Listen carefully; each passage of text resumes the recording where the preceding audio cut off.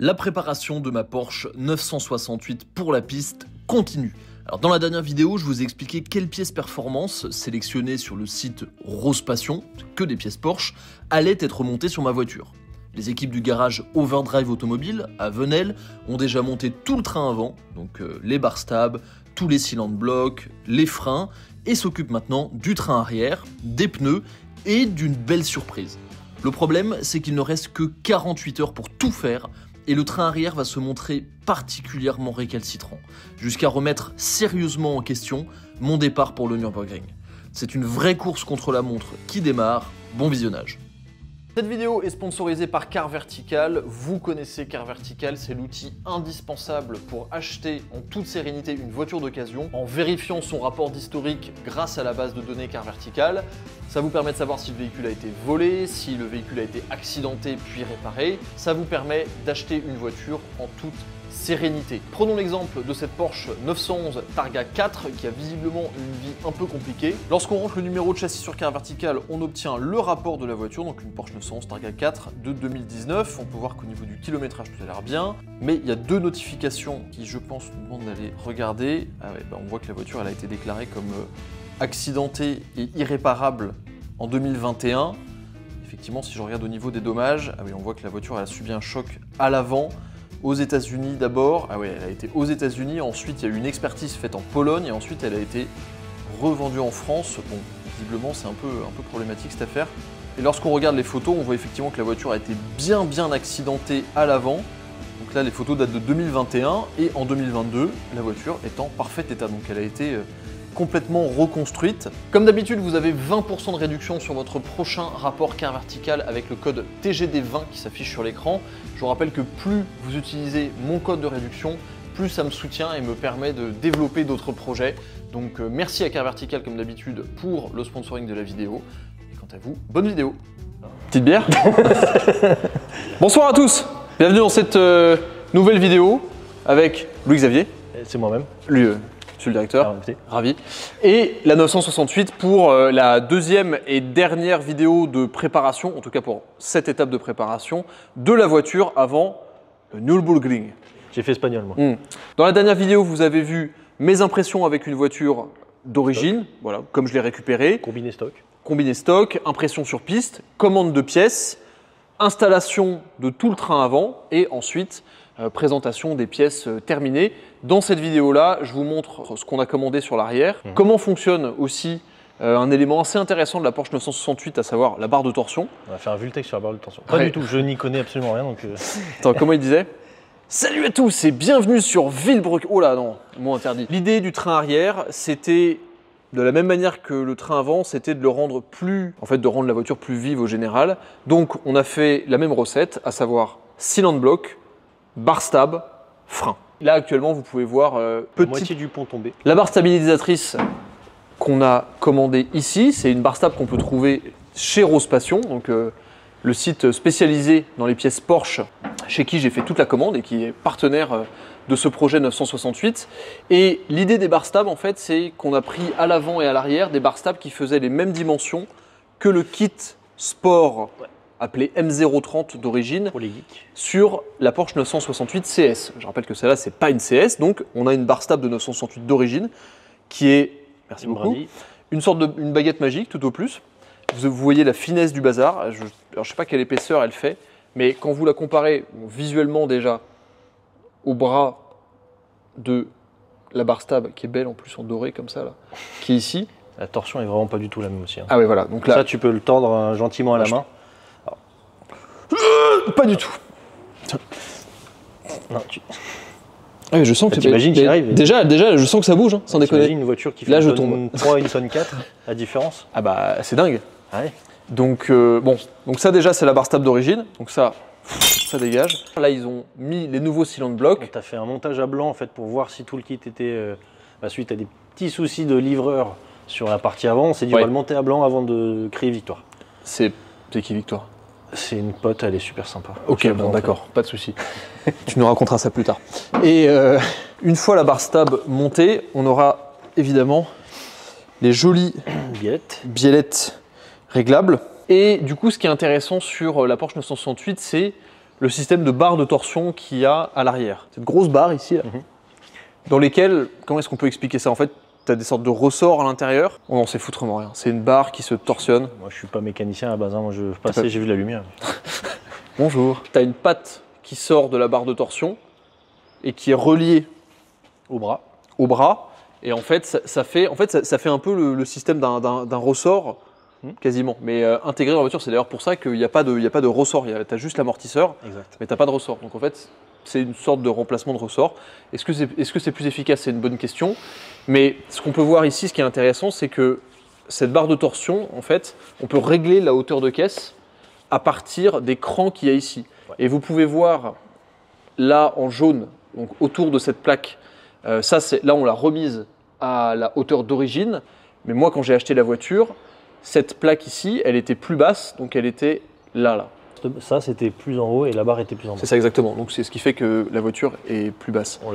Elle était décrantée. C'est ça. C'est l'explication la moins technique qui puisse exister. Après le Cap Nord, alors déjà la voiture était décrantée. Elle était tombée. Donc elle était déjà le cul était bas, trop bas. Moi je le ressentais énormément à la conduite parce que j'avais l'impression de conduire un truc comme ça. Ouais. Et la voiture elle n'avait pas de train avant, pas du tout parce qu'elle était posée sur l'arrière. Tout était posé sur l'arrière. Et en plus de ça, ça m'a valu des problèmes parce que ici ça a frotté. Donc là, le bas de caisse, il a cassé parce qu'en fait, elle était tellement posée sur l'arrière, la caisse. En plus, avec le chargement au Cap Nord, les kilomètres, les compressions, la route dure, etc. Puis tout le bazar que j'avais dans le coffre, ça a vachement joué. Donc elle était vraiment… je vous mets une vidéo où elle passe, on la voit, cette partie-là, là, dans une compression, elle touchait le sol quasiment. On joue sur une hauteur principale avec la barre de torsion. Après, on vient chercher une égalité en gauche et droite avec Exactement. Les combis. Donc voilà, et ensuite, une fois avoir recranté la barre de torsion, le plus gros truc qui reste à faire, qui va se passer demain, ça va être de mettre les cylinder blocs du pont arrière. Ils sont là-bas. Pont arrière. C'est ça, ils sont là. Il y a les gros qui tiennent sur la caisse, la barre de torsion avec les bras. C'est ça. Et tu as le raccord entre… Ça, c'est les violets qui vont là. Non, les violets. Ah oui, les violets qui vont là. Qui vont là comme ça. Voilà. Un truc comme ça. Donc ils vont tenir entre la caisse et la barre de torsion. Tout à fait. Celles-ci qui viennent comme ici. Ça. Ouais, qui viennent comme ça. En fait, sur la caisse. Tenir le bras qui tient la barre de torsion, le reste du bazar là, et la caisse. Et après, tu en auras un dernier qui est ici, qui te prend sur le bras. C'est ça. Le bras aussi en haut. Qui est techniquement, normalement, est déjà là d'ailleurs. Qui est normalement, ouais, Christophe l'a déjà installé. Normalement, il est déjà dessus. Oui, ils sont ici.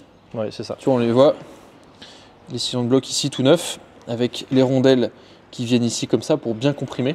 De la même manière que sur les étriers avant, réfection des pistons qui sont dans les étriers. On change les plaquettes. On met de la même, pareil, Ferrodo DS 2500. Duritavia et RBF 600 pour le disque aussi, je crois. Les disques, je crois pas qu'ils soient. Et les disques, ils sont là. Je crois pas qu'ils soient percés comme. Si, je crois. Si. Ah si, ils sont percés partout. Vitesse. Si, oui, pardon. Tuning. Oui, ils sont effectivement percés, ventilés, tout ce que tu veux. Oui, c'est ça. On change aussi les disques parce que forcément, comme on met des plaquettes qui sont plus abrasives, on change également. Quand tu fais des plaquettes, tu fais les disques. C'est ça, les disques. Puis voilà. Il reste les cylindres blocs. Ouais. Une géo. Ouais. Les pneus. Ouais. Et le baquet. C'est ça, exactement. Le baquet, on peut descendre la voiture? S'il te plaît. S'il te plaît. Merci. Grand Prince.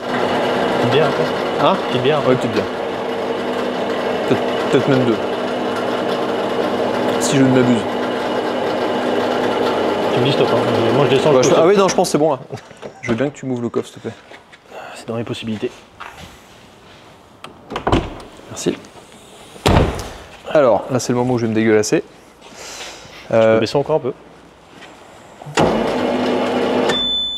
Pas plus en fait. Pas plus. À l'arrière, nous avons. Tu prends un bout, on soulève. Chacun son bout. Ça, et surtout. Ah, voilà, ça c'est beau. Alors, ayant déjà mis beaucoup de budget dans la préparation du Cap Nord, le Cap Nord, la préparation de la voiture pour le NURB, la voiture et en ayant acheté une autre bagnole, j'ai plus de thunes. Donc, du coup, il pique les baquets des autres. Exactement, je pique les baquets des copains. Je voulais absolument avoir des baquets pour la voiture. parce que j'ai eu l'occasion de m'asseoir dans une 968 CS qui est dans le centre Porsche de Montélimar, qui a des baquets d'origine. Je me suis assis dedans, j'ai dit, c'est le jour et la nuit. Même si mes sièges sont super confortables et qui sont vraiment agréables, qui maintiennent bien, en fait, les renforts latéraux sont vraiment très épais et le siège est haut. Du coup, moi qui suis grand, je me rappelle, je fais 1m91, ben, j'ai vraiment pas une bonne position de conduite, quoi. Je suis assis trop haut, c'est pas agréable. J'ai pas l'impression d'être dans la voiture, j'ai l'impression d'être assis dessus.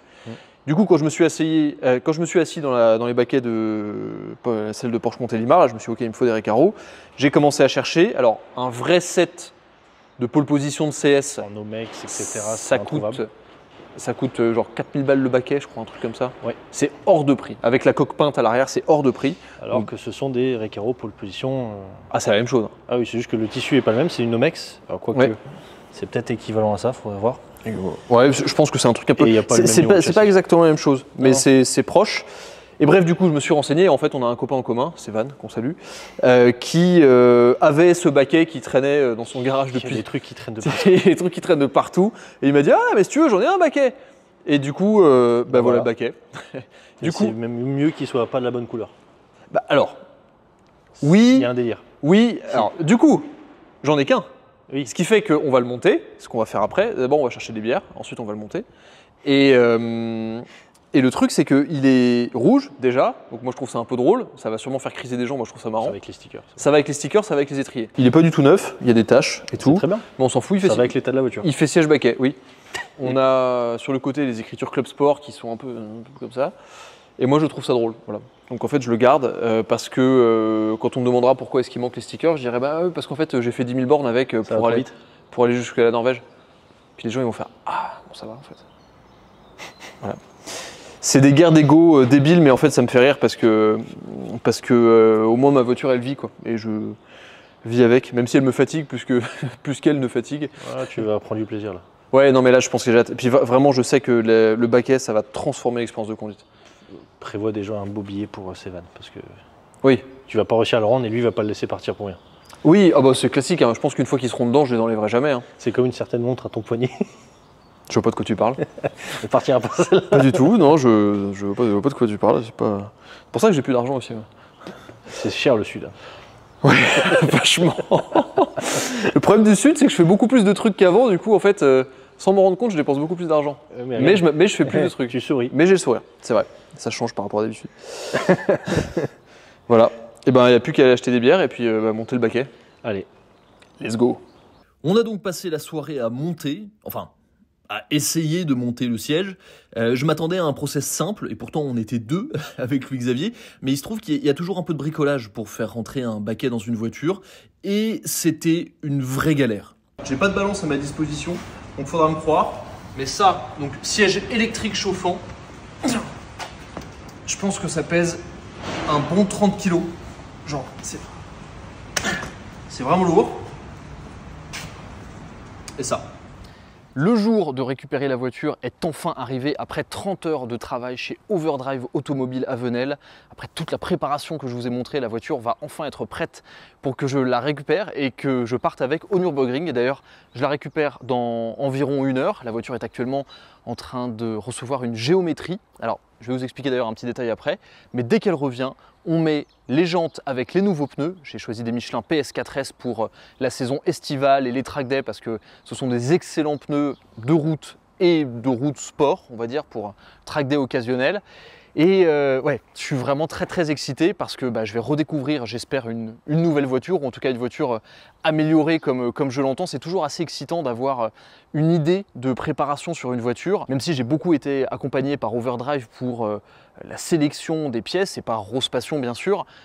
L'idée de base de mettre des barres stables, des freins, des cylinder blocks, etc., ça vient 100% de moi. C'est moi qui avais fait la liste au début et c'est moi qui suis arrivé avec ce projet. Donc j'espère, bon normalement je ne me suis pas trompé parce que je me suis quand même bien renseigné, mais j'espère que le résultat sera au rendez-vous. Je sais qu'il reste encore des étapes, il en reste beaucoup. Et d'ailleurs on a eu une petite surprise avec les sièges baquets qu'on n'a jamais réussi à monter On a essayé de faire tout ça tout seul avec Louis-Xavier à l'intérieur, mais en fait on avait un problème de compatibilité avec les rails sur les côtés, donc malheureusement on a dû enlever le baquet hier qu'on n'arrivait pas à régler à ma position de conduite. En fait il était trop et on ne pouvait rien faire d'autre, surtout dans les délais impartis.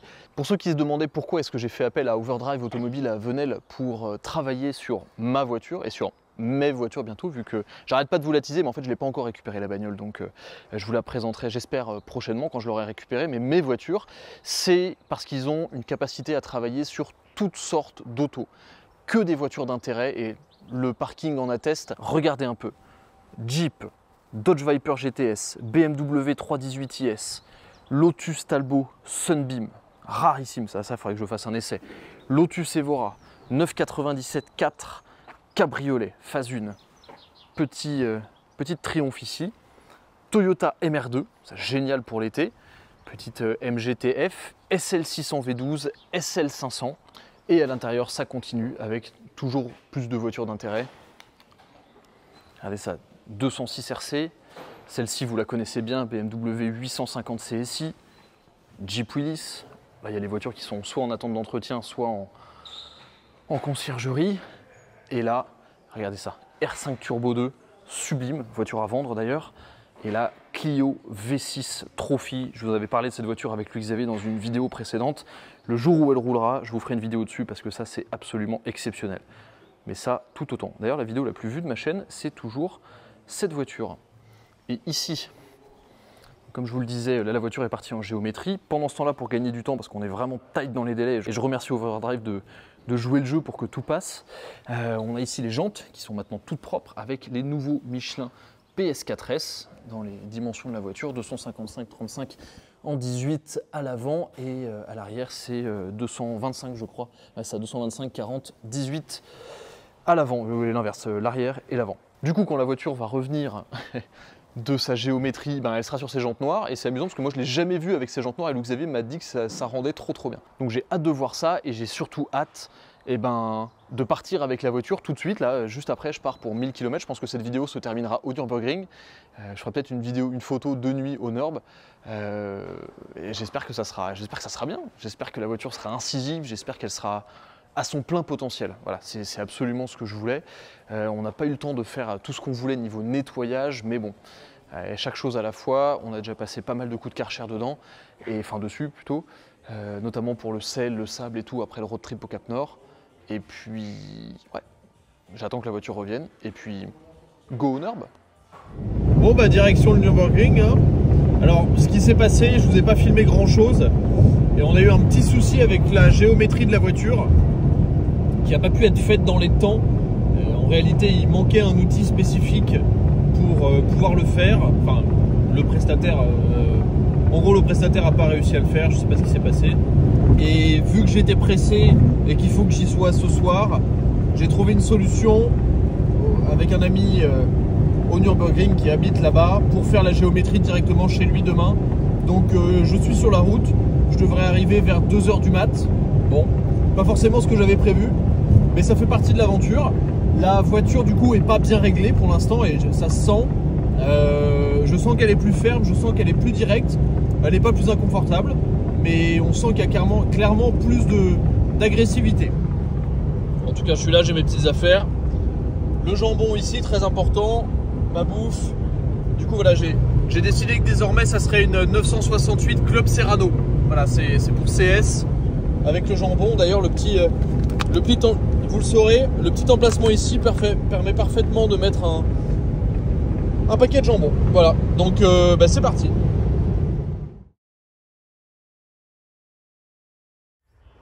Vous me retrouvez le lendemain de cette vidéo au Nürburgring. Donc en fait je suis parti à 17 h 30 d'Aix-en-Provence, je suis arrivé à 2 h du mat ici. Et la décision que j'ai prise, comme je vous l'ai dit, c'était d'amener la voiture directement chez un de mes amis, Georges, qui travaille chez Apex.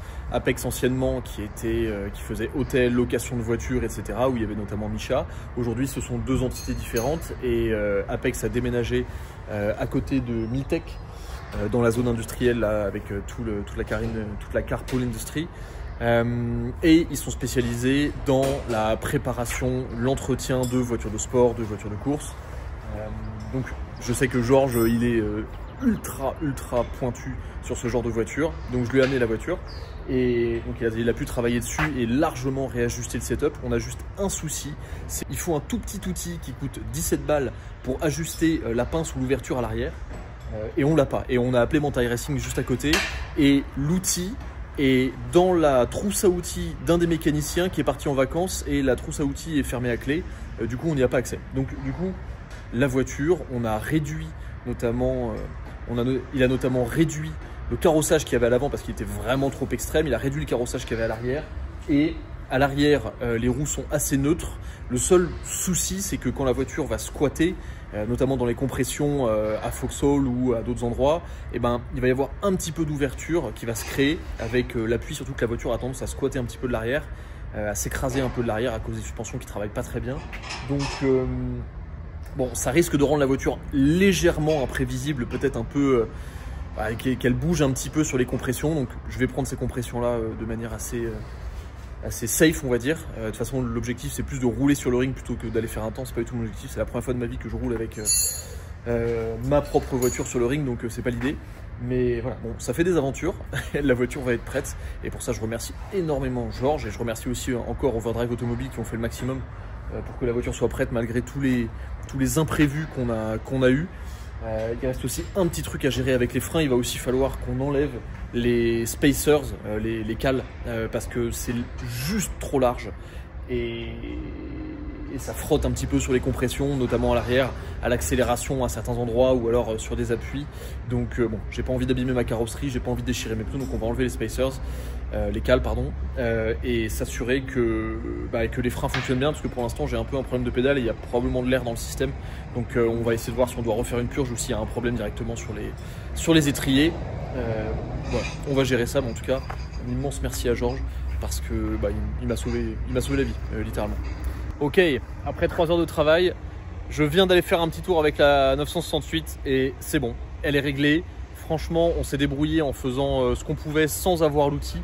Donc on a un alignement, comme je le disais, qui est assez neutre à l'arrière. On n'a pas de chasse, pas de pince, mais donc ça devrait peut-être bouger un petit peu quand la voiture va squatter, mais franchement, c'est mieux que rien. Et heureusement que Georges était là parce que franchement je suis arrivé comme un cheveu sur la soupe en disant bonjour, j'arrive demain matin, est-ce que tu peux m'aider sinon je suis dans la merde. Donc trop cool, donc je suis hyper content, je peux enfin profiter d'une herbe avec ma voiture. Je vais aller continuer à l'essayer un peu sur les petites routes à côté et je pense que ce soir je ferai mon premier tour de TF ou alors je vous emmène avec moi dans la voiture tout à l'heure pour mon premier tour. On fera un petit tour de découverte sur le Nurb tout à l'heure.